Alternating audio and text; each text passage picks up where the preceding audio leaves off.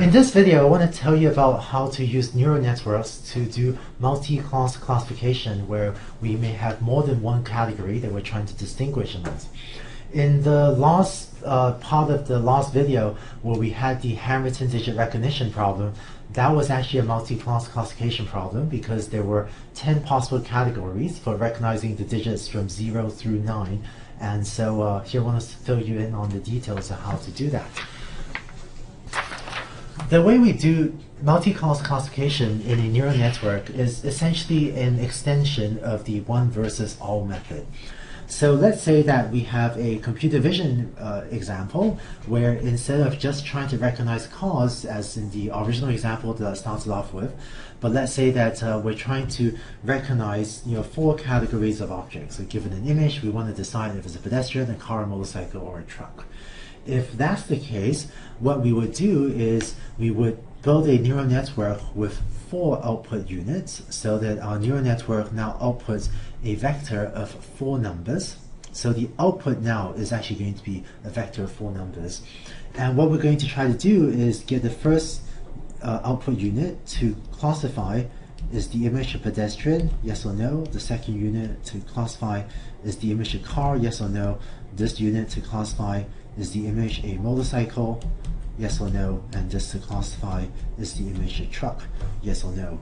And thus, when the image is of a pedestrian, we would ideally want the network to output 1000.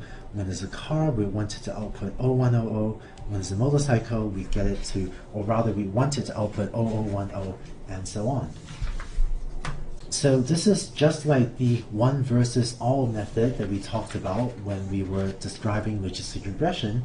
And here we have essentially 4 logistic regression classifiers, each of which is trying to recognize one of the 4 classes that we want to distinguish amongst.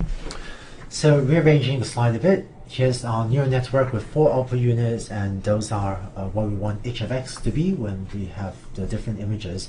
And the way we're going to represent the training set in these settings is as follows. So when we have a training set with different images of pedestrians, cars, motorcycles, and trucks, what we're going to do in this example is that whereas previously we had written out the labels as y being an integer from 1, 2, 3, or 4, instead of representing y this way, we're going to instead represent y as follows, namely yi will be either 1000 or 0100 or 010 or 001, depending on what the corresponding image xi is. And so one training example will be one pair xi comma yi, where xi is an image with one of the 4 objects, and yi will be one of these vectors.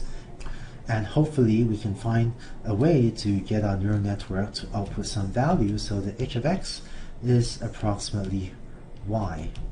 And both h of x and yi, both of these are going to be, in our example, 4-dimensional vectors when we have 4 classes. So that's how you get a neural network to do multi-class classification. This wraps up our discussion on how to represent neural networks, that is on our hypothesis representation. In the next set of videos, let's start to talk about how to take a training set and how to automatically learn the parameters of the neural network.